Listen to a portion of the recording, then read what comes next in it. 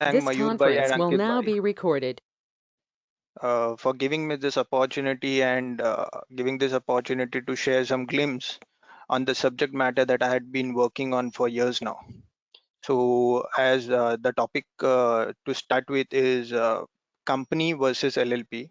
So, what I have done is I've just tried to put it in a distinguishing manner so that the participants have a clear picture of what happens if you opt for that option during you form a company, or when you opt the same option during you start with an LLP. So we start with uh, basically companies are prevailed by the Companies Act 2013 and rules made thereunder, wherein your LLP is governed by the Limited Liability Partnership Act 2008 and the rules made thereunder. So there is no, even though the website from which you operate might be mca.gov.in or the departments would be ROC, but both these entities are governed by different laws, and it is not governed under same law. When I say company, it would be different companies that we would be aware of or we would have ever heard of. For example, it would be private limited companies, public limited companies, OPC, Section 8 companies, and so on. Wherein in your LLP you don't have these options, it is only an LLP. Memorandum is considered to be a very important document for the company, that is memorandum of association, and it is again to be filed while incorporation of the company, wherein in the case of LLP you you don't have such memorandum document for your LLP. You just go with the incorporation documents as prescribed by the ROC, and then you file it.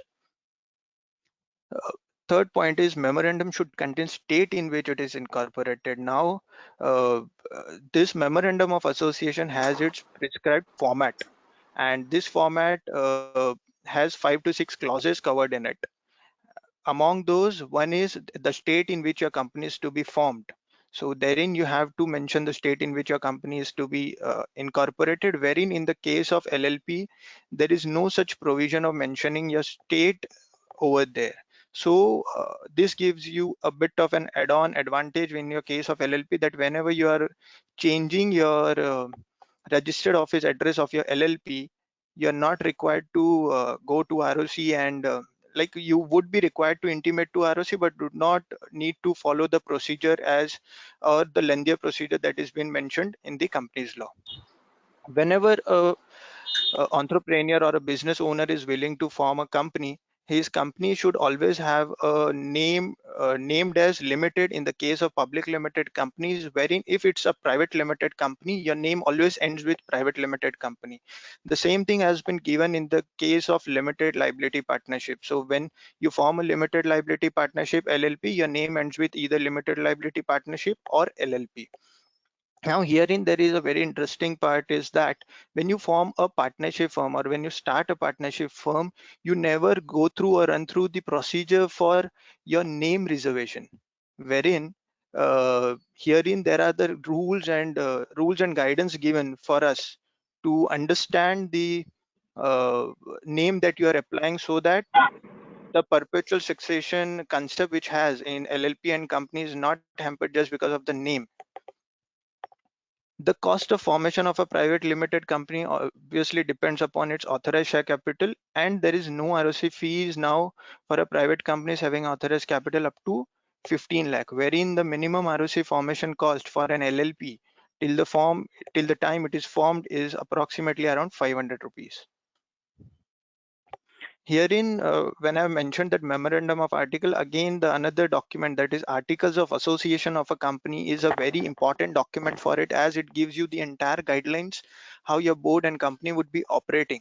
And in this way, private companies must have its article, and table A is already been prescribed by the Companies Act for your public limited companies. Otherwise, when you say an LLP, again, LLP should also have some internal guidelines to run through the show, but there is no mandatory clause of having an LLP agreement. However, it's a technical difficulty that you have to get into an LLP agreement, and hence it has to be processed and worked accordingly. Who takes care of your work? When you form an entity, even if it's a partnership, even if it's a proprietorship, someone has to run the show. The same way company has managing directors and whole-time directors who look after day-to-day administration and work of the uh, company, wherein there are restrictions decided or designed for the remunerations payable to MD and WTD, wherein in the case of LLP, designated partners are there to look out of the compliances. Otherwise, all partners can look into the affairs of the company. However, they can delegate this power. Sometimes it may be delegated to managing partner or executive partner or so on. But there is no restrictions as such prescribed for the remuneration paid to the partners.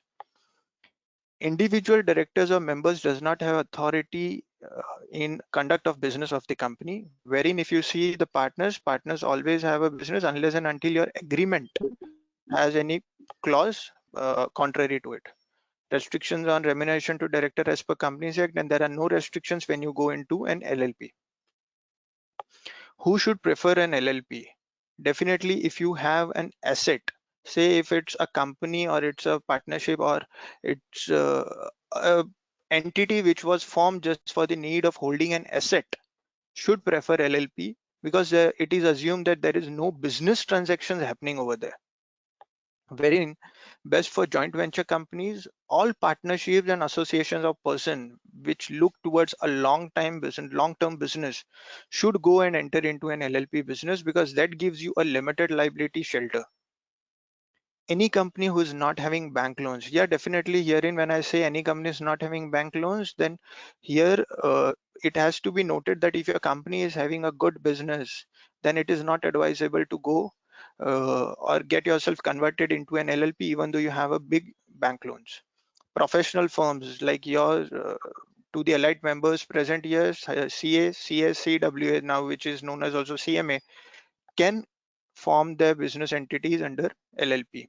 Service sector, so basically CACS, CWA, some of the IT companies can be considered under the service sector and they can definitely enter into an LLP. Real estate business can also form into an LLP. This is where I would like to restrict myself that it is only for a project related activity. So say if you have a developer who is coming up only with a single project, can definitely enter into this concept. There are a few more distinctions that we have added up is that what is the number of minimum directors required or what is the number of minimum partners required. So in the case of a private limited company, you have 2 minimum directors. In case of public limited company, the members go to up to 7 and the director limit is restricted to minimum is 3. Wherein in case of limited liability partnerships, you need to have 2 partners to enter into an agreement. Basic compliance is what you are required. So the mandatory compliance as on date till date for any company is filing of their financial statements and annual return. This is basically the documents which we as an auditor audit. We sign, we being a statutory auditor, we sign and submit it to the companies, and further after their annual general meeting within period of 30 days. That is basically if you, for an example, the last date of general meeting is 30th of September. So accordingly, the last date of filing of these financial statements with the government, with the department ROC goes to 29th of October. That is for your balance sheets, P&L, audit report, the schedule 3 that we follow. Wherein for annual return, they have given a prescribed period of 60 days. So 60 days in which you can file from the date of your annual general meeting. So this goes somewhere around in the month of November. Same way in your LLP, you also get this, you also have to file this 2 returns. One is your annual return. This annual return has to be filed within 60 days of your financial closure. So that is on and before 30th or 31st of May. And then 30, after completion of your 6 months, that is after the 30th of September, you need to file your financial statements also over here. The best part of company and LLP both would be that the liability of members is limited to the amount required to be paid up on each share. So say if I form a company with a capital of 1 crore or I form a capital company with a capital of 10 lakhs, my shareholders, my members, their limited liability would be to the tune of this amount only.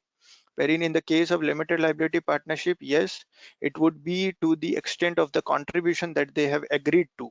So say if my LLP has agreed, LLP is formed by, let's take an example, LLP is formed by two partners, and these two partners have agreed for a contribution of say 1 lakh, then yes, that can be formed in that way, and 1 lakh is something that they have to contribute towards the LLP.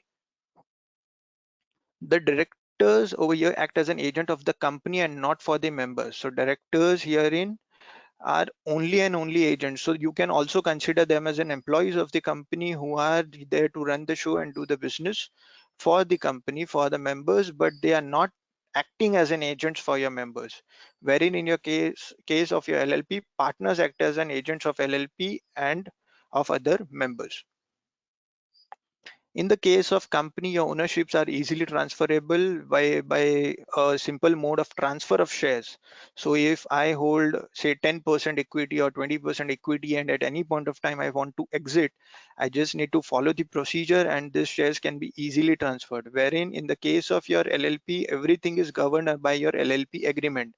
We have to be very careful when we draft an LLP agreement for any of our clients or any of our bosses, because that has to be defined and it has to be drafted very well, so that each and every clause of exit, entry, of remuneration, of money involved or money matters is all covered. And and this cautioning point from my end is only to avoid uh, major disputes, because when you don't have a government law for it, you have to everything get you everything is basically governed by the LLP agreement, and agreement has to be so fine-tunedly drafted. Any person can become member of the company by buying a shares of the company. Herein it's a very uh, interesting point to understand that herein you have the concept of directors and members. Directors are someone who may be a director of your company without holding any shares, without contributing any monetary towards your capital. Wherein uh, in the case of an LLP, a person can be admitted either as a designated partner or a partner, and everything has to be done through your terms and conditions mentioned in your LLP agreement. Read in line with the rules mentioned in LLP Act. Here, we need to take a note that if your designated partner wants to become a part, if any person wants to become a part of your company, he has to have some contribution brought in the company or in the LLP. In case of death of a member, shares are transmitted to the legal heirs, wherein in case of your LLP, this may not happen. This might create a problem, or this may not happen because uh, legal heirs would get the part of contribution of that partner and not the rights, or not uh, the way members get your membership in the company. As I already mentioned in the first slide, that to become a part of your LLP, to become a part of your LLP, you has to have enter into an agreement, bring in a contribution. So you are not here in replacing any partner of the LLP or the partner who has passed away. Each director is required to have a director's identification number before being appointed as director of the company. This is a new clause which has come earlier. You were appointed and then having a DIN, but now this has been very clearly said that DIN has to be there before you get appointed. So the due note to be taken over this point, wherein in the case of your LLP, if you are getting appointed as a designated partner, you are required to have a DIN number, that is also known as DPIN number, that's designated partners identification number. And if you are getting inducted in the business, or if you are entering into business as a partner, then this requirement is not required. So without having a DIN number, you can enter as a partner in the LLP. Holding of board meetings and general meetings are few of the mandatory requirements in the case of a company, wherein there is no need of holding board meetings or general meetings in the case of LLP. Now, when I say there is no need of holding a board meeting or general meeting in the uh, LLP, how would these decisions be taken? That's a very important point to be noted, because when you form a company and when there is a board meeting, there is a list of transactions to be done through board meeting. There is a list of transactions to be done through general meeting, and this basically helps you to avoid any future conflicts. So when I say avoid any future conflict, that does not give you an assurance that there would be no future conflicts. There can be a future conflicts, but whenever there is a conflict, a documentary evidences are required, and if you have followed everything as per law, so that definitely you get a upper edge towards what in LLP you would not get. So it is again recommended that even though your LLP is not required to uh, hold board meetings or hold general meetings or monetize any of these transactions or decisions happened, we would still say that it is something that you should voluntarily opt for, add value to the LLP, and start monetizing the decisions taken or decisions to be taken in the case of LLP to avoid future conflicts. The proceedings of the minutes are required to be recorded in minutes book, whereas in LLP everything may be decided by your agreement. So if you want, you can also upgrade your LLP agreement with this point getting added up, and upgrade your LLP to another level. There are restrictions on board regarding some specified contract in which directors are interested. Here, specified contracts in which directors are interested. When I say so, these are those transactions which you can say are to be entered with the related parties. So herein you have restrictions. So these are actually not restrictions, but this is a compliance, a cautionary measure to be taken by the board before entering into an agreement, so that the stakeholders' rights or requirements are not hampered. Wherein in your LLP agreement, you are free to enter into any contract without any restrictions, without any uh, precautionary measures to be taken. This can again lead into a future conflict. Distinction and important points, that how we compare a company and LLP. Why is a need to see this both in such a deep or detailed manner? Compliance level in the case of company is high, wherein in the case of limited liability partnership is definitely moderate. So it is lesser than we can say from a company. Dividend distribution tax not applicable in both the case. Earlier it was there in the case of a company, but I guess this year they have removed it. Dispute resolution systems.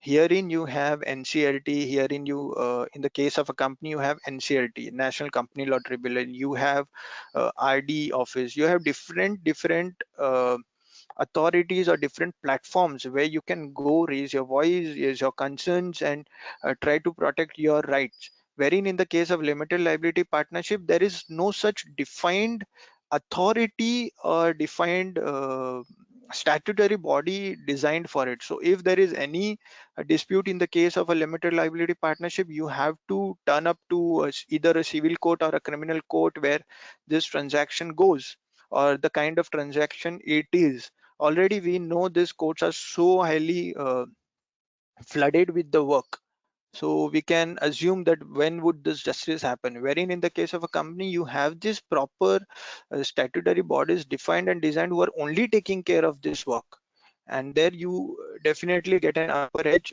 over your LLP.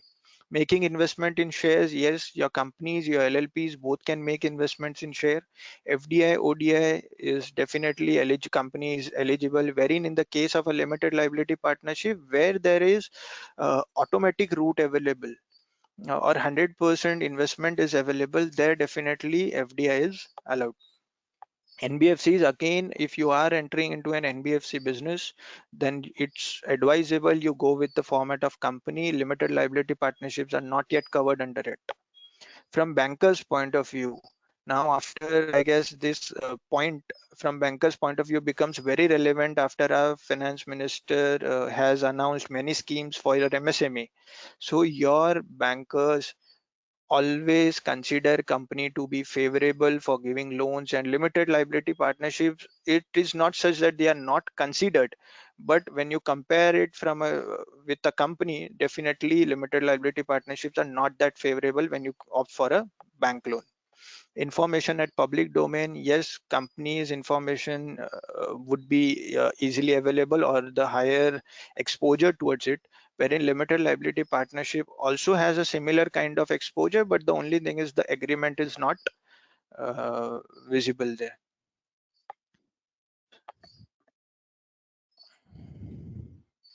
Income tax, from the income tax point of view, you guys are definitely the master for the subject. We have just tried to highlight something that the income of LLP is definitely taxable at the 30% tax slab rate plus surcharge plus education cess and everything, which somewhere brings this total amount to the total percentage around 34 or 35 odd percentage, wherein in the case of companies, yes, they have brought in some relaxation to it, wherein 22%. So 5% definitely benefit that you get, wherein for the case of manufacturing companies, they have given it at a lesser rate than the other companies. So comparatively 7% is where you save there. The new manufacturing units are not required to pay MAT also. That's a minimum alternate tax. So now here the question comes, which all points where you feel that the company should be avoided or LLP should be given preference? Then I would just say that everywhere, if you compare it, companies always have a leading edge towards the LLP, because it is very simple. Limited liability partnerships are just 10 years old in the market. Those were 10 to 11 years old, they do not have such a big history. So you can say LLP Act was launched in 2008, wherein 1956 Act of Companies, which is into existence for more than 60, 70 years. And the new act also 2013-14, which is now almost 5 to 6 years old. So you have so many rules and regulations wherein you can ease out your business by just following and adhering to it. Now the question also comes that the what about, or we being into this profession, our clients majorly or our bosses usually ask that what's the cost benefit. I would say definitely with this tax percentage difference, our companies also have a companies are advisable, because you can definitely save up to tax, and the amount that you save into tax, some portion of that can be used to ensure compliances and have the highest and better version of an entity to do business. So with this, I'll go to another topic for the day, and we end up for companies versus LLP here. So a long awaited scheme, a long awaited amnesty, which everyone in the market was discussing since I presume 2 to 3 years. I've been hearing this, that when will an LLP get an amnesty scheme?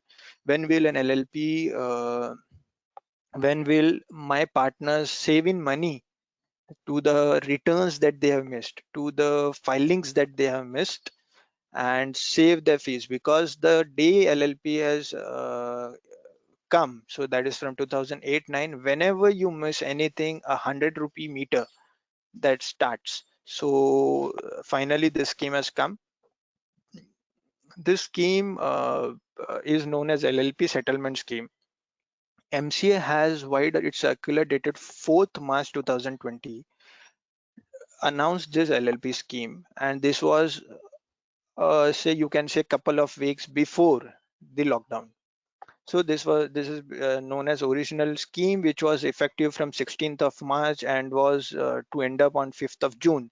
And this scheme gave amnesty to the LLPs which have defaulted in 3 to 4 such compliances. That is your Form 3, Form 4, Form 8, Form 11. Form 8 and 11 are basically those forms which you are required to file for your uh, annual return, wherein 3 and 4 is for your agreement and change in partners. So these forms were there, but at this point of time, this amnesty scheme has given you some waiver in your fees. That was that 100 instead of 100 rupees per day, you pay 10 rupees per day, and it was subjected to a maximum cap of 5,000 per form. So say for example, if you have missed a filing for 2 years and you have missed 4 odd forms, then the penalty that you end up paying with this scheme was approximately around 20,000, and that's how you get your things regularized. You get your compliances regularized in the case of LLP. But later on, with this pandemic happening, MCA has again extended this scheme. MCA has modified this scheme by the general. They have by the general circular number 13 and 12. What have they done in this scheme is that earlier scheme, the original scheme was something which was about to end in the month of June. So your scheme was to start from 16th of March and then end somewhere in the month of June. Now herein the government, or herein no one was sure, or no one is still sure, that when we are lockdown open. So keeping this scheme for such a restricted period had no sense. So it was like you have an opportunity, you can see that opportunity, but you would not be able to take benefits of this opportunity. So that is the reason they have felt a need to change this scheme and change the terms of this scheme.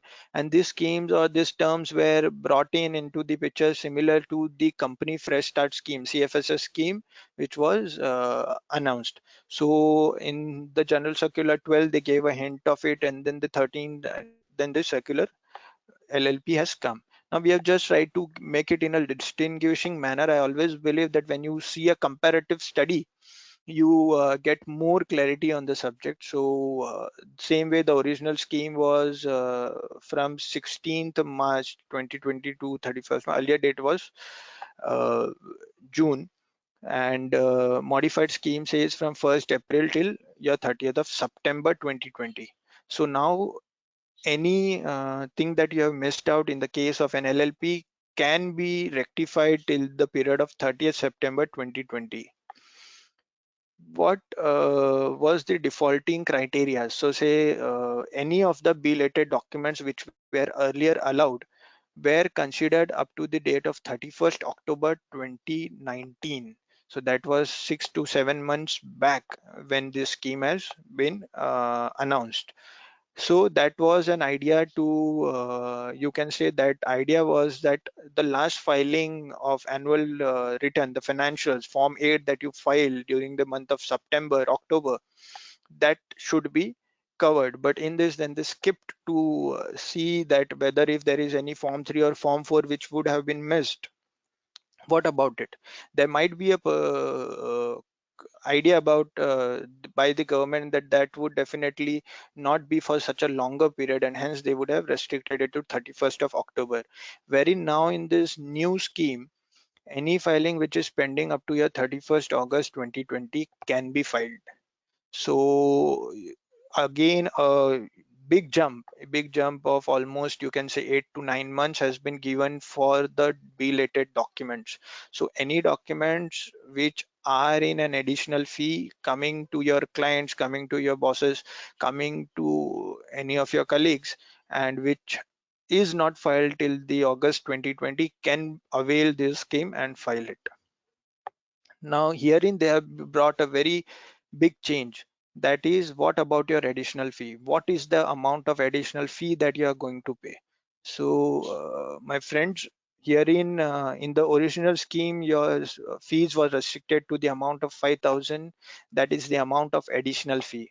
Wherein in the modified fee, you are not required to pay even a single rupee of additional fee. So the earlier example that I've shared with you, wherein if you have missed out 4 forms, you were liable to pay to 20,000 of additional fees.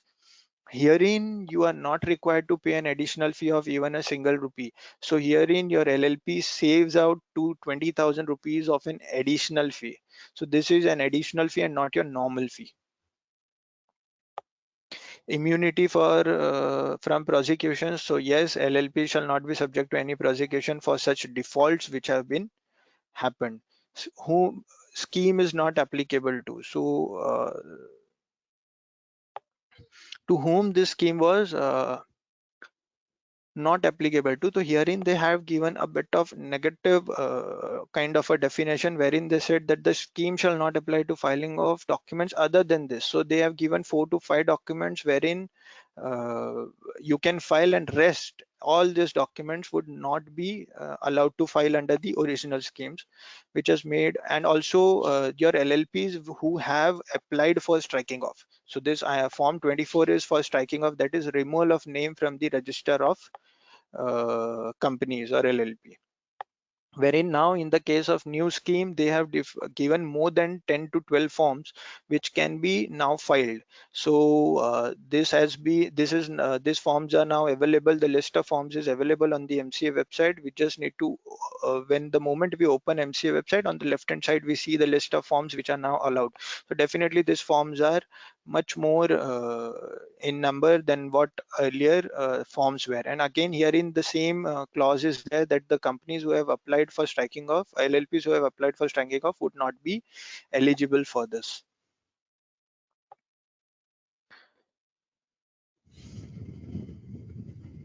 Mayur bhai, all well, all good so far? Yes, yes, very much, sir. Continue. Okay, so we go for the last topic for the day, that is Company Fresh Start Scheme 2020, a one-time opportunity. That's how I see now.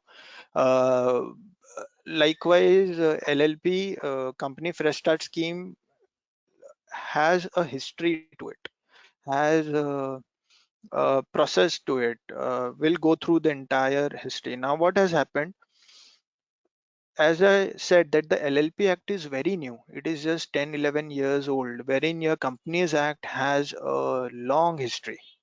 So after your new act, that is Companies Act 2013 has come, various kind of amnesty schemes were launched, various type of announced, to be very precise, were announced for the general people, general public, or the companies who could opt for.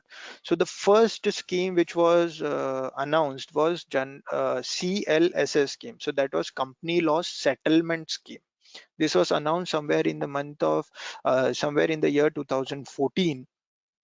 Herein, what was the key criteria? That you were given a waiver of 75% of your total additional fee. So say my company for an X form is required to pay 100 rupees. During this scheme, instead of 100 rupee as an additional fee, you would be only paying 25 rupees as an additional fee.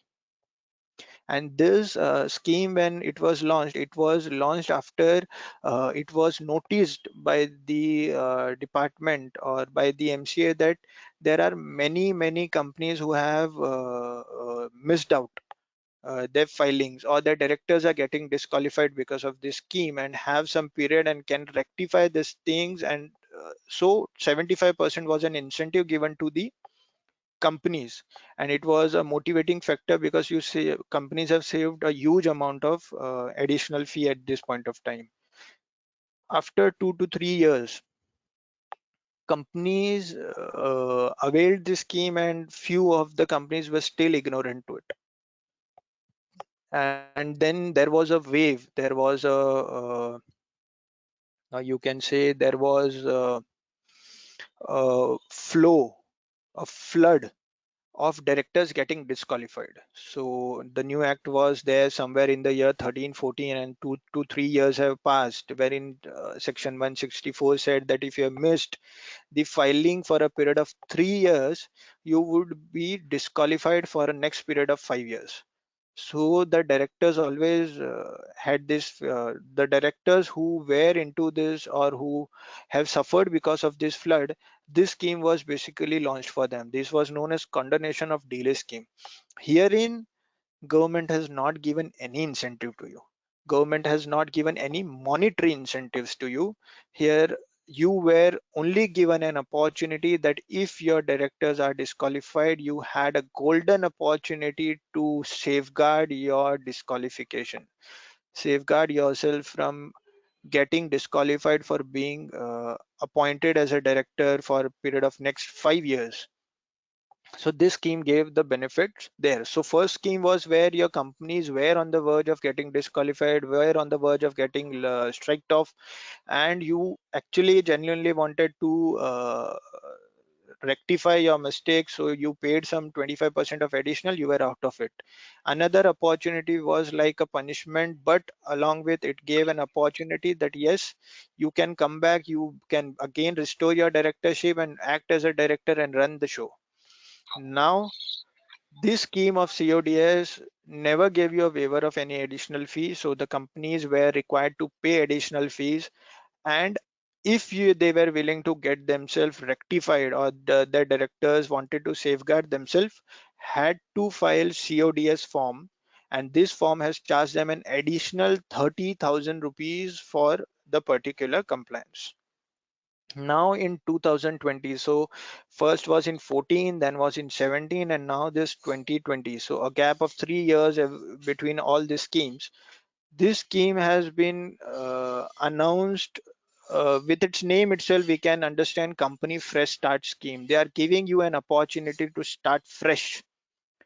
And the biggest incentive that they have given here is that you would not be charged even a single rupee additional fees. So if you have missed out a filing for 2 years, 3 years, 4 years, or there were any such filings which you have missed and you are aware but you were not able to file because of the huge amount of additional fees, herein you have an opportunity to rectify it, because you would be only charged you would be only charged normal fee by the department. So this is how the journey of scheme has come. Applicability of scheme. Now CLSS 2014, CODS 2018 and 2020 has also come with their applicability criteria. Just a minute.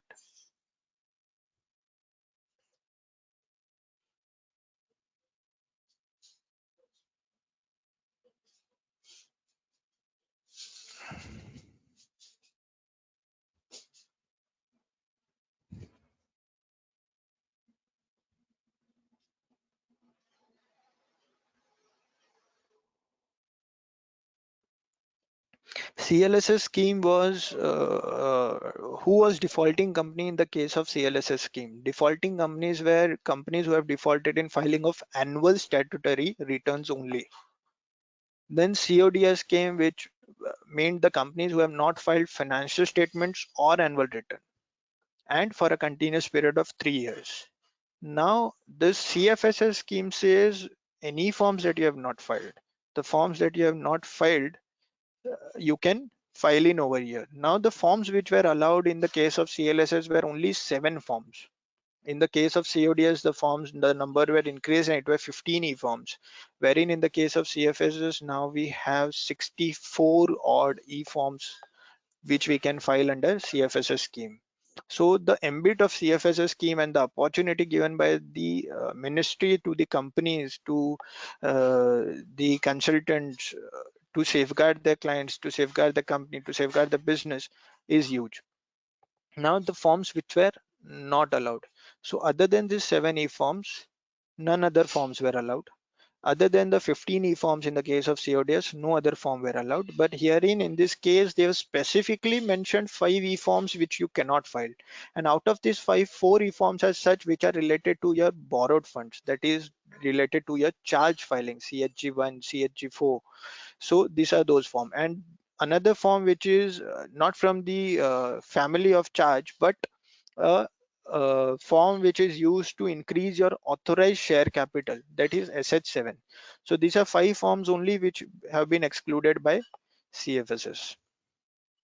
Now, what exactly CFSS 2020 is? Why is it launched? What is the idea? Why do you want to give this CFSS scheme? There are so many questions which pop up in our mind. So it is an opportunity. It is a fresh start opportunity given by the department to you. The second question comes, will it provide shelter from prosecutions? So yes, it will provide you shelter from the prosecutions, provided you file all your returns during this period. Is it actually reducing the compliance burden? I understand compliance burden or financial burden if your financial burden is taken care of, your compliance burden is already eased out. So by levying no additional fee to the companies who are opting for this scheme, government has already reduced your compliance burden. Is it a relief only from charging additional fees? No, it is also a relief from prosecutions. So right now, if you opt for this scheme, you will save both this. Here in the first point, it is, I said it is an opportunity. The next slide is about a one-time opportunity. Why one-time of opportunity? Because it is one of this scheme. Now we have seen the history, we have seen past wherein government has never waived out 100% of fee. This is for the first time they are waiving out 100% of your fees, that is additional fee. So we consider it as a one of its kind. Now, what is the source of income for the government? When I restrict it to companies and when I restrict it to company law, penalties, fines, this is the only mode, additional fees that they charge. Now, when a government is giving you an opportunity that you file it, still we will not file, still we will not charge you. So it's definitely a great opportunity given. Now, during this entire period, government is actively working on shifting of all physical processes of penalty to an automatic process of adjudication. Now, what adjudication? There are many provisions in Companies Act now, wherein these adjudication provisions have been made effective, made active. And dear all the participants, I'd like to highlight that majority of the ROC have already started working on it. So now, if you miss out any filing, that would definitely attract an adjudication process, and you would not be able to safeguard yourself. You would not be able to safeguard yourself because if they bring it into an automatic process and if they update your website and you go for a filing wherein you file an additional fee form with a late filing, and you would not be able to process that page itself unless and until you pay an adjudication penalty if it becomes an automatic process, and ROC is actively working on it. Why this conclusion has been arrived for that? Because they have already formed a CRC, that is Central Registration Center. Now we all are aware that all companies which are getting formed are getting processed through Central Registration Center, and it's been seen as a big time success for them. So they are also in a process wherein they'll shift all e-forms to CRC. Then what would your ROC do? How would your ROC department generate revenue? So the penalty, a source of revenue from government, they will actively work on it. They'll actively work on it and they'll not miss out even a single opportunity to catch hold you. So this is a one-time opportunity. Get yourself clean, take a clean slate from the government and have a peaceful sleep. What are the general features of this CFSS scheme? So the period of scheme is from 1st April 2020 till 30th September 2020. What is manner of payment? You only have to pay the normal fees. There is no need to pay any additional fees for it. What you get an immunity. What is this immunity? What is this immunity? Immunity is to the extent of the prosecutions or proceedings for the payment of penalties under the act pertaining to any delay associated with the filing. What is this immunity certificate? This scheme would end on 30th September, and after that you would be given a period of 6 months wherein you can file an immunity e-form, and this immunity e-form would give you an immunity certificate that these all filings have been done under this immunity, and you are out of the prosecution proceedings, at the immunity third point which we have discussed. Now herein, when you would be applying in this e-form for immunity, you have to be very careful because herein you have to mention all the SRNs of the e-forms that you have filed during this period to avail this immunity.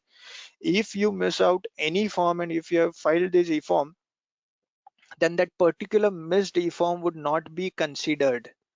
And if that is not considered, so the entire process, the entire efforts that you have put in would go into vain for that particular e-form. So you have to properly maintain the database of the e-forms that you're filing, along with their exact status, their SRN number, the date of filing, etc., which would be asked as a mandatory information in the e-form CFSs. Effect of immunity, yes. This immunity certificate would be issued, and this would withdraw all prosecutions and adjudications for that particular form that has been going on the company. So this gives you a big time waiver. Now, who the fellow members or the members who have been into this ROC filing for 3 to 4 years would be aware that now ROC does not uh, charge you additional fee for 4 times, 5 times, 6 times. They just charge you additional fee on 100 rupee per day. So even a single form missed for 365 days into 100 would lead it to you around 36,500 of odd additional fee. That would be a huge amount for anyone. Now, who can avail and who cannot avail? Companies against which action for final notice of striking off has been initiated. Hearing this point is common in the case of LLP also, that if you have filed for striking off and you are into process of striking off, and ROC has also issued a final notice for striking off, you would not be able to avail this scheme. Where any application has been already filed, have covered. Where companies which have been amalgamated under a scheme of arrangement or compromise, application has been filed for obtaining dormant status, vanishing companies, increase in authorized capital form, and charge related forms, which I have covered in the earlier slide. Who can avail? Defaulting companies who have not filed returns with the registrar. And in this case, you have to make sure that if there is any appeal that you have filed and you want to avail this scheme, then you have to first withdraw the appeal, file it under this scheme, and then take it forward. Coverage of forms. What are the number of forms which have been covered under? Because if this is a new act which has come in 2013-14, so there might be forms which are from 1956 which I would have missed. That can be an inadvertent delay, or inadvertently I would have missed it. So yes, there are 10 forms of Companies Act 1956 also covered under it. Forms under 2013 are 54, and LLP also have 12 forms which have been covered. Herein I have mentioned it to keep the data along. This part of 12 forms comes under your LLP settlement scheme, but the list entirely has been displayed by the government on its website together. Now herein, when I said penalty, so what was this penalty? Why is this penalty filed, or why is this penalty now into existence? Now herein we have to understand that 100 rupee is a late filing fee that you are filing, but that does not give you a waiver from the mistake, waiver from the non-compliance of the provision.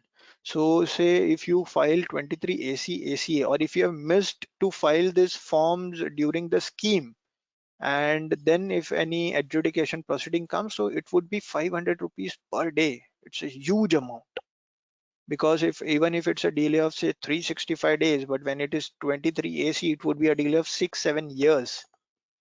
So 6-7 years, 365 days into 6-7 into 500 would end up into a huge amount, and that would not be a feasible decision for the board to pay. Same way you have e-form 20B, that is for annual return, wherein again 500 rupees per day. Form 66, that is for your compliance certificate, and form 23B, notice by auditor. Now this form we have to take due care that if there is any of this form which we have missed earlier, we can avail this under this scheme. 23B was to the extent of my knowledge, this is the form which we chartered accountants into practice, or the statutory auditors appointed, where to file it on our own. So the onus of filing this form is on us and not on the company. So we have to take care that we file these forms if we have missed for the any older audits, or where we are still acting as a statutory auditor, because this would also come up with an additional fee penalty. Same way for 2013, I have just tried to cover the basic e-forms that we come across day to day. Now the act has become vibrant since last 2 years, but these are few forms which every one of us is aware of.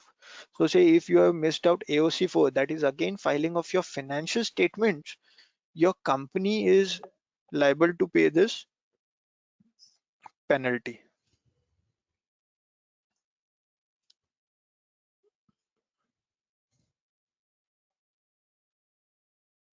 So your company is liable to pay penalty up to the maximum of 10 lakhs. There would be an imprisonment or fine of minimum 1 lakh, maximum 5 lakh. Same way things go for your MGT 7 also, your annual return. So this, try and understand, this is not just your fees. It is not just your additional fee. It is over and above. It's a penalty, the prosecution, the adjudication point which we have been discussing. This is a penalty for that particular purpose. Form ADT1, again minimum 25,000 to 10,000, maximum 5 to 1 lakh, and also officer in officer in default can also be held for imprisonment up to 1 year if they are just missing out these penalties. Same way this 22A, this form every one of us would be very well versed with, because this was for the first time when you would have geotagged your companies, geotagged the client of yours, and your directors were supposed to take photograph outside the office, inside the office, and file this form. So this form also comes up with the huge amount of penalty. Same way filing of DPT3. Now DPT3 itself is a deposit, return of deposit. If you are missing out, you as a statutory auditor also has to take care that this also is a point covered under your CARO reports. So your CARO report has this return of deposits. Fine is again huge, penalty up to 5,000 for a continuing default and 500 rupees per day. Same way, if you are just a DIN holder, then you have to file this DI3 KYC and web-based KYC, or else other than 5,000 of your additional fee, you have to also end up paying up the penalty for 10,000. Now we have just tried to summarize that what will happen if you are not filing these forms in CFSS.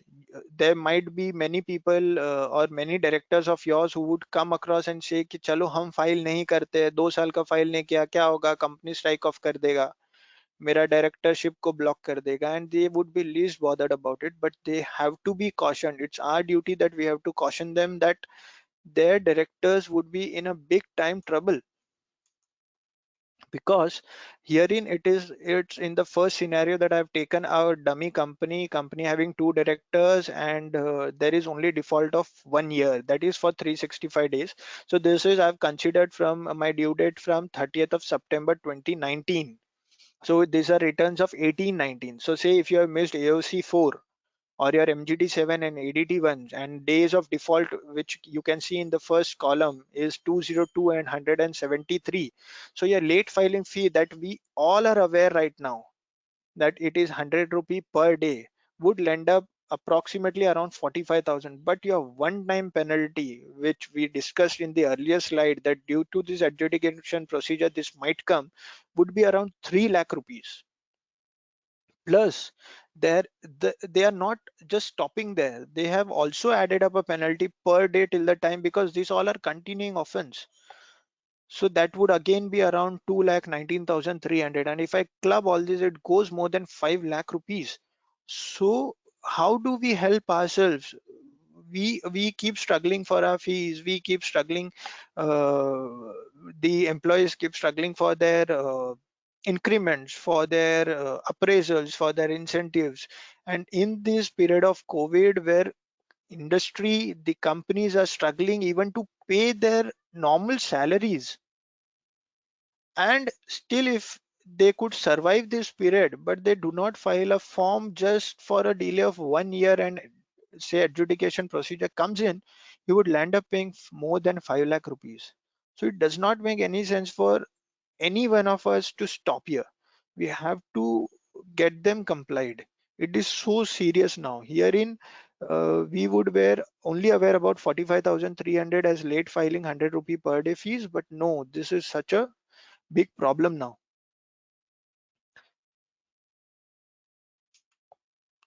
Same way I've taken a scenario 2. wherein if say your delay is for a period of 2 years, so your approximately delay of default days of default would be 567, 536 in case of MGT7, and ADT one would be 180. So here in 100 rupee per day penalty would itself be 118, that is 1,18,100 rupees, and your one time penalty per day penalty, so this cumulative amount would go around 10 lakh rupees. So just a delay of 2 years and 10 lakh rupees, it is not nowhere justifiable for a company to take a chance on. So CFSS is this way a one-time opportunity that we should go ahead. We should file this. We should not be reluctant to compliances, reluctant to the visibility of our accounts on online portals, etc. Scenario number three, 3 years delay. So again, 100 rupee per day penalty goes around 1,91,000. One day penalty, one time penalty again 3 lakhs, and per day penalty itself goes around 10 lakhs here. So the total itself comes around 15 lakhs.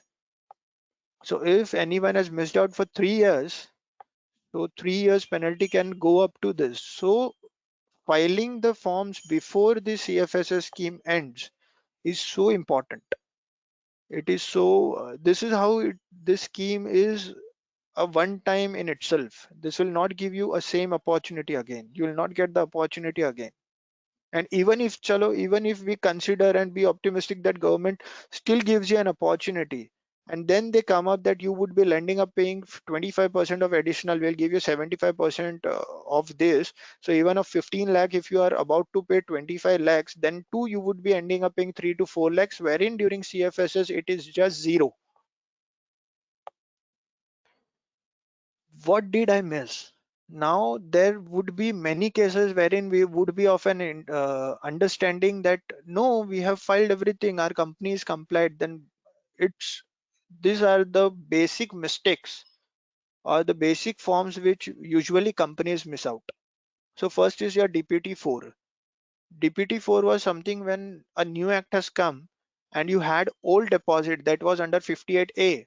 There were any deposits which were termed, so you were required to file this form in the period of 2014 itself. So you have to go backwards. You have to go in the year 2014 and check whether this form was filed or not filed. Many times we come across cases that we have appointed a person as an additional director, but always an additional director comes with a clause that he has to be regularized, his appointment has to be regularized in the AGM. And during this AGM period, we are so busy filing financials, we are so busy filing our annual returns that these forms are missed out. And these are common mistakes. This you would find in every third company who has missed out the regularization of director form. So DI12, your 20A, that is your commencement of business. Now government is very strict on it that unless and until you don't file commencement of business e-form and you have not taken it further, then you are not allowed to do business. You are not given any permission to do business. So this form is usually missed because not filing this form will not block you technically, and hence you would have missed it. Many times, say, let's take an example, hypothetical example, that I have a 20-25-year-old company.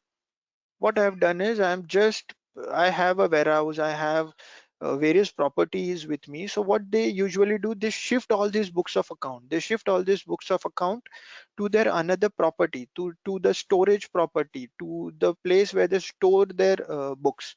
But they do not file AOC file return either because of ignorance or because they are not actually made aware of. So if that is the case and this activity would have happened 2 to 3 years back and we have not filed this form, then this is again giving again we have this golden opportunity to get this thing rectified. Again we see another reform, that is MGT6. Now many people or many participants from here would have been handling MNCs. So when we say MNC, this name sounds very fancy. But when you and I, the person who is behind the curtains and doing legal work, know very well importance of MGT6, because in the case of wholly owned subsidiary, you have a nominee person sitting there. So what about MGT 4-5, whether we have received it, whether we have filed it, whether we have put it in the record, many times this is also missed. We have DR 11. Now, this was something which your director was required to file. DR11 was never a duty of your company. It was your director's duty that he has to file, or he has to ask the company to file it for them. This form is also missed, and luckily this form is there in the 5460 forms which government has notified for CFSS, and we can get this also filed.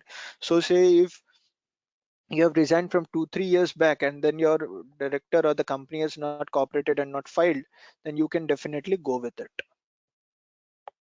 Now, what are the general mistakes that happen? What are the general, the earlier slide was what forms that we have missed, but there is one form which is missed out by almost all companies now, that is MGT 14. This was a form which has been into existence for all board transactions for a private limited company for a period of 2 years, and then this form is now applicable to public limited company or specified transactions happening. So which all transactions are there? We have just tried to identify, we just tried to identify the general lapse of MGT 14 happening. Now, filing of transaction under section 180 and 186. If your company needs loan, they have to borrow it, and if this borrowing is done from a proper channel, like it is borrowed from your bank, it is borrowed from a financial institution, then, and if it is beyond some certain limit, you have to go through your shareholders approval, and then MGT 14 was required to file. And the same way it comes for your section 186. Now, what is 186? 186 is again the investments made by my company. So if I have made investments outside, if I've given loan to someone, if I have given security for someone else's loan, and this investment is above my threshold, I was again required to go to my shareholders, take their approval and filed it. So this was missed. Now, many of our directors who is usually a decision maker, likes to call himself MD and get designated as MD. And when you see a 30-40-year-old company, your MDs are usually more than 70 years of age. So if that is the case, again he can be appointed through your shareholders approval, and again MGT 14. So there are so many transactions where MGT 14 was required, and this is the form which is generally been missed out. So say if you are going or infusing capital, you have to follow a process that first it has to be issued and then it has to be allotted, and that's how you show in your schedule 3 as well: issued, subscribed, paid up. And in companies that we say allotted, paid up is after allotted, but then when you say it and issued, you were required to file an MGT 14 for it. Have you filed it? We have to see all these transactions. View of the board decisions, like your disclosure of interest. Usually we see in our CARO reports that we are required to comment on 184, 189. So 184 was for MBP1 DRAT, wherein you were supposed to submit whether you have filed an MGT 14 for it. Company keeps on investing their funds, whether they have, if it's a board decision, whether they have filed MGT 14 for it. Borrowings made, loans granted, approval of financials and board report. This is a mandatory item which everyone was required to do. So whether MGT 14 has been filed, whenever your company appoints an MD, he has to file an MGT 14. And whenever there is change in terms of appointment of MD, he is required to file an MGT 14. Mayur bhai, you there? I'm there. Sir, I'll just need a minute to take my charger for my laptop. Just Yeah, a minute, sir. sure, sure. Sure. Yeah, you can take up questions till the time if anyone has. Yeah, there are some questions. One is that do the exemption of penalty is also given in new scheme under the Companies Act or the additional fee and prosecution?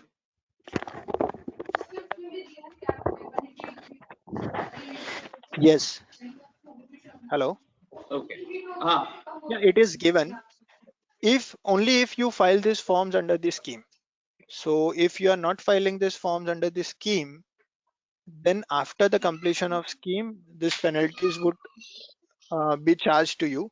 But if you are availing this for, you are filing these forms, then yes, you are out of this penalties.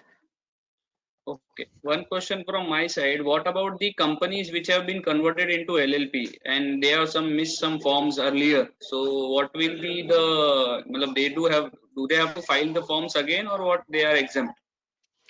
See, even if government allows them to file, they would not be able to file those forms. They would face a technical issue over there because whenever these forms are basically for company, and the moment you get converted, your status on MCA website is converted into an LLP. So then you would not be able to process only. So according Okay. to me, you would not be allowed to file those forms.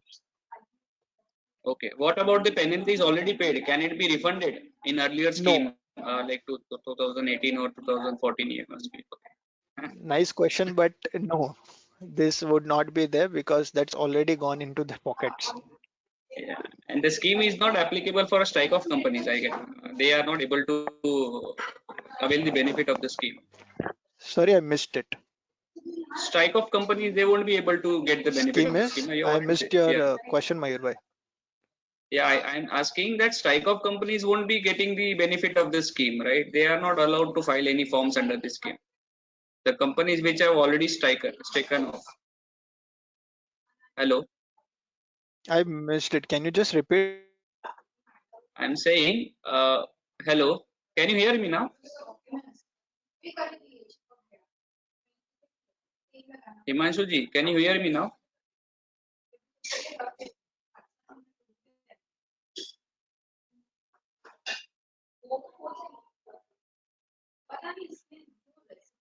Hello,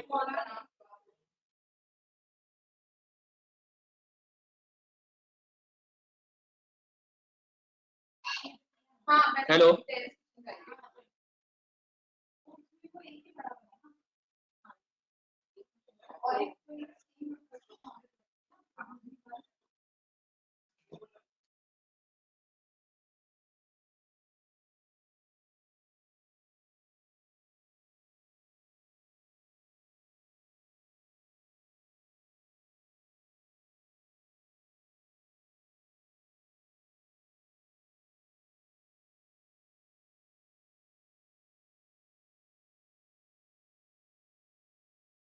Hello, is there it was audible? lost connection from your side. Yeah. So, can No, you repeat the question? I was asking that how the strike of companies will get the benefit of the scheme. The companies who are already striked off, and if they want to take this benefit, then they have to first be revived. Okay, So you have to make an application for revival with NCLT. You need to follow that procedure, and once you are revived, you can avail this scheme. I think these were the questions till now. You can continue, sir, Okay, further. sure. So now the question comes that I have jotted out so many points of MGT 14, that whether MGT 14, if it's missed and if it is to be filed now, which is usually a general lapse, how will it happen? So can e-form MGT 14 be filed beyond 300 days? So the answer to it is no, because that's again been clearly specified by the FAQs of MCA, which says, and earlier there was some change in the provisions wherein you were allowed to file this form beyond 300 days, but then the technical glitches are not yet been resolved, and we don't foresee that this would be resolved so soon. So the procedure which still remains is that if you want to avail an MGT 14 facility or MGT 14 filing in this scheme, you have to first get your MGT 14 delay condoned. You get it condoned. So we are of an assumption that if you make an application for condone, you may receive an order which would not be having a penalty because of this scheme, but the procedure has to be followed that way. So that can be a time consuming activity for the company, but yes, definitely that would also resolve.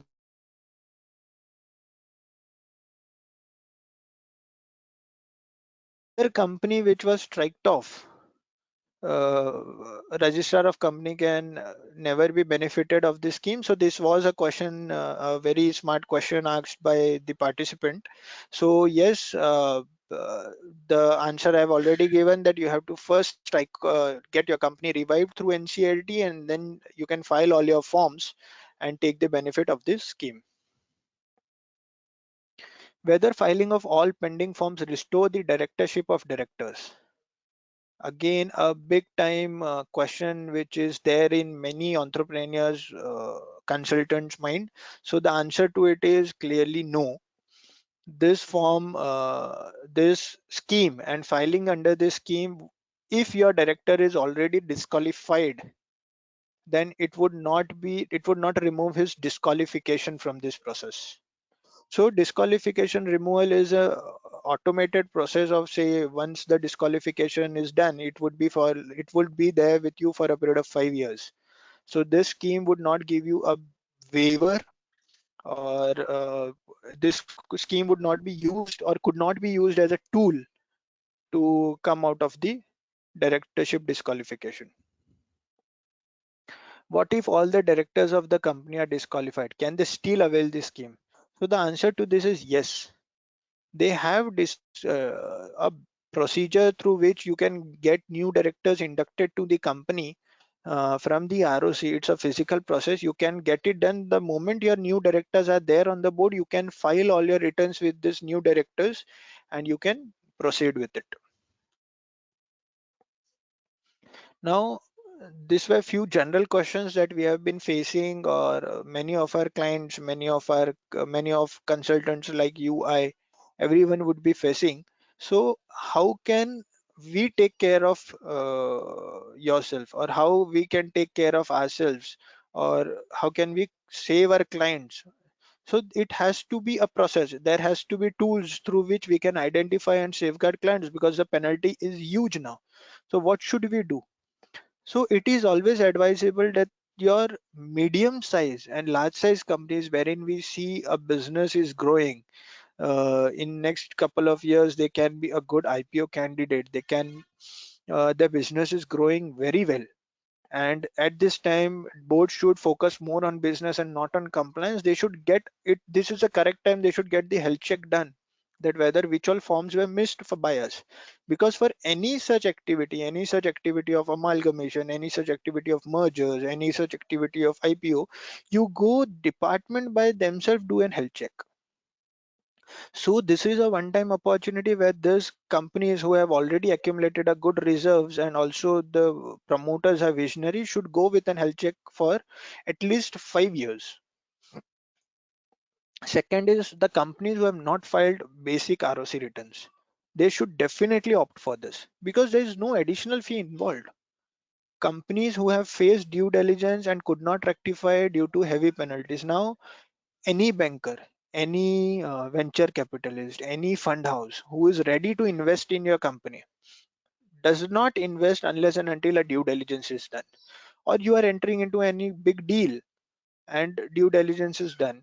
So during this due diligence, say they would have come up with 10 to 15 items, and these items, when we were not in a position to rectify just because of the extra additional fees levied or the heavy penalties levied by the department. This is the correct opportunity. Get those things out and be in a safe side, that you do not miss any project or any new funding because of this due diligence. Then you also have companies which have were striked off by ROC and the promoters want to retain the company. I have already answered. So these are the classes of types of companies which should definitely go and get themselves use this benefit. Now, how do I identify this? All things also comes into a picture. So make list of companies and LLPs that we file. Make list of DIN numbers of my directors and see there are other directorships, and go through those companies, find see their defaulting status, because everything is now available online, so we can see that. Now, when you just open the master data on MCA, you come to know what is the last annual filing status of the company. You also come to know what is the compliance status, whether company has filed active form or not, because it is on the face, it is visible, it's an inactive status, or whether directors KYC has been formed can also be checked through DIN numbers. So this is the means or tools through which we can identify the companies and we can take it forward. So the companies we should definitely go for this scheme, and the companies whom we can help by the process of identification. Now this is the most important and my favorite part of this PPT, that is what were the consequences. Now it is so clearly visible that when CLSS scheme 2014 was there, the last point of the scheme stated that at the conclusion of the scheme, the registrar shall take initiate action under the Companies Act who have not availed this scheme and filing these documents in timely manner. Now, this point was not taken seriously by many entrepreneurs, business owners, directors who were running their company. But after this scheme was done, this all companies were striked off. So the ministry is really serious on taking actions. So after CLSS 14, probably it would have taken 6-7 months for the department, but in 15, 16, 16 itself, they started coming up with that your companies are striked off. You started receiving notice because now everything is based on artificial intelligence. Then they came up with a second scheme, which was CODS. In that scheme also, they have mentioned the same point, that at the conclusion of the scheme, the registrar shall take necessary actions who have not availed themselves or continue to be in default in filing the overdue documents. So herein government has already concluded from their part that if you have not taken corrective measures under CODS, or if you have not availed under this scheme, yes, we are taking, and they have identified the process. And after this, we could see that there was again a flood, again an entire process wherein many directors were disqualified, many directors DIN numbers were blocked. There was a heavy problems faced by the business owners. At that time, they could understand the seriousness of the measures or the circulars or the notifications issued by the department. Now the strange part is in CLSS they have given 25%, 75% incentive. In CODS they have given 30,000 as an additional fee, but you have to file it. So it was an opportunity. Now in CFSS, they have again mentioned this point, which says that at the conclusion of the scheme, the designated authority, herein they are not specifically mentioning the registrar, they are saying the designated authority shall take necessary action under the Act against the companies who have not availed this scheme and are in default in filing the documents in a timely manner. Now, here we have already discussed the amount of penalty. I have already informed you that they are in a process of shifting things to CRC. Everything would be centralized. So who is designated authority? So designated authority would be an ROC, RD, and CLT. Basically, it would be more and more, it would be based on ROC. So herein they have covered maximum provisions for adjudication, and more forms would get covered under adjudication procedure. So say let's take an example that if after this scheme ends, so after 30th September, for this 6-9 months, government has heavily suffered for revenue. They have bleeded because of continuous lockdown, no income generation. They have simultaneously launched so many schemes wherein they have promised different MSMEs that they would be giving them an opportunity to grow, local, co-vocal, and etc. They have come up with so many things. So where would this fund come from? These funds would come from these penalty provisions only.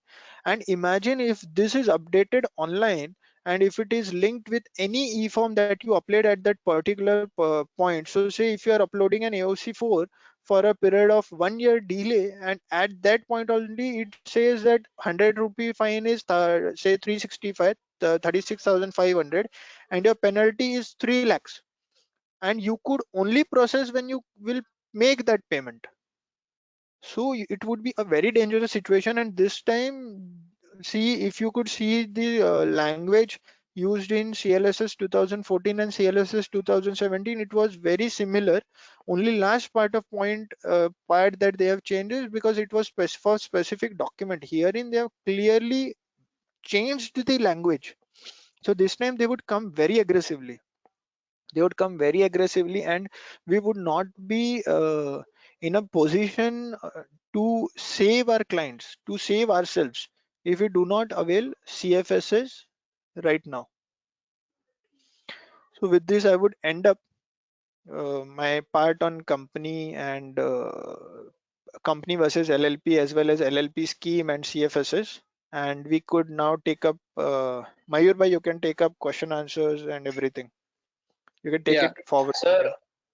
Yeah, earlier the question was asked about the strike of companies, and the continuation of the question is that NCLT revival gets a lot of time and delayed. So can it be practically? So it will waste a lot of time. By the time the company gets revived, the scheme might be over the period in which you should apply. So what we Mhm. should do in that case? In that case, I would suggest the early you take action, because see, we have seen a revival procedure during the period of CODS. There were many companies who just got revived to save their directors. So that procedure hardly takes 40 to 50 days or maximum of 2 months.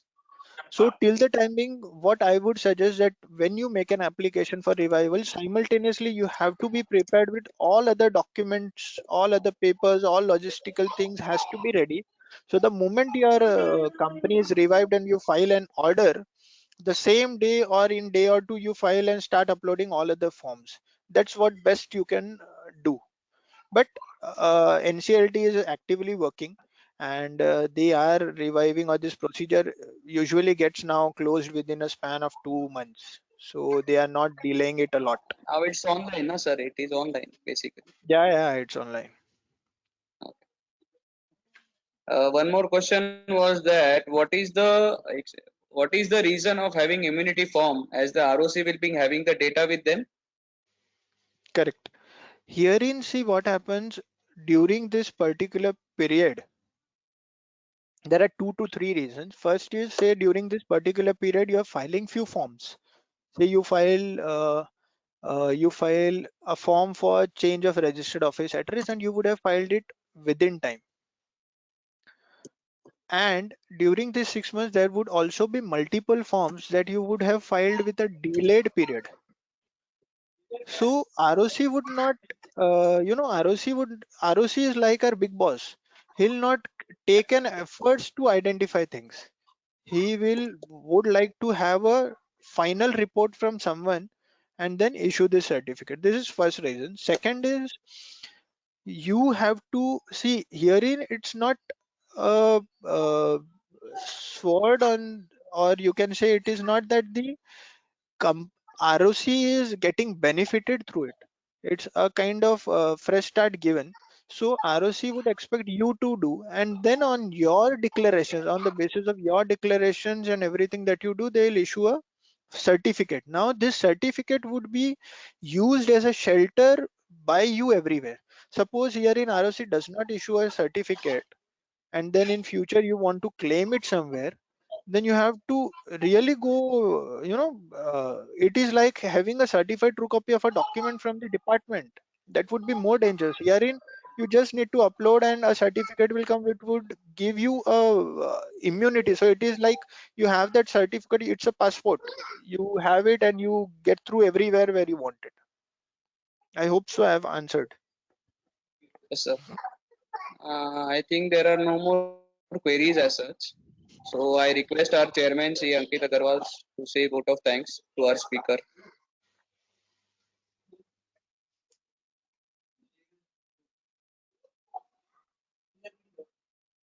Hello, Ankit, are you there?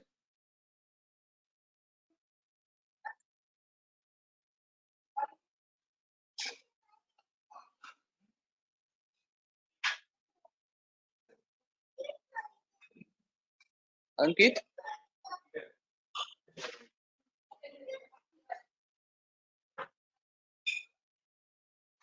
hello.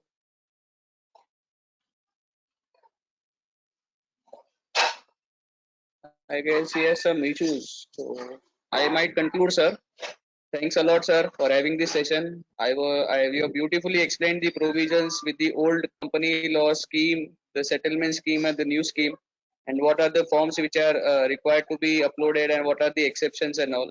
So I thank you on behalf of the branch and on behalf of the participants for sharing your knowledge, and I hope the participants will be benefited with the knowledge and the information which you have shared. Thanks a lot, sir. We'll have such sessions from you in future too, sir. Thank you. Thank you so much, Mayur. Thanks for this opportunity as well. Hope so people get This meeting, benefited. sir.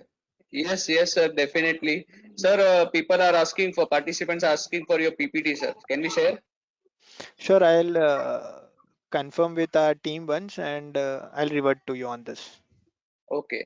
I would like to make an announcement that tomorrow we have a session from Preeti Savla about the roles and responsibilities and also the independent directors. So we'll be sharing the link. The timing is 5 to 7. Before that, as our young rising speaker project is there. So CA Darshan Mehta, who is expert in stock market and Spera Securities is associated. He'll be speaking on how to build your wealth by investing, and he will be sharing some insight about the one book that I'll make you rich. So be there. We'll share the link with you on the WhatsApp group. Thank you, everyone. Thanks a lot. Have a good day. Thank you. Thanks, Mayur. Thanks.